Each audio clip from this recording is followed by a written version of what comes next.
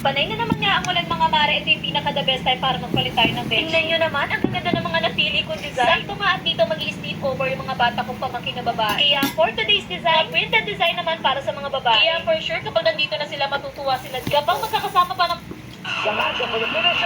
kung ikaw nga ay nagamit ng washing sa iyong paglalaba, iwasan mo nga ahunin at damit.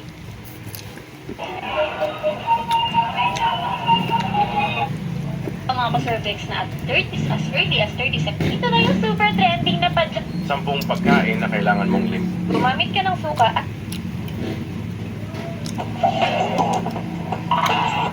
Alam nyo ba na walking is one of the best? Alam nyo ba na walking is one of the best exercise na madali at libre pa?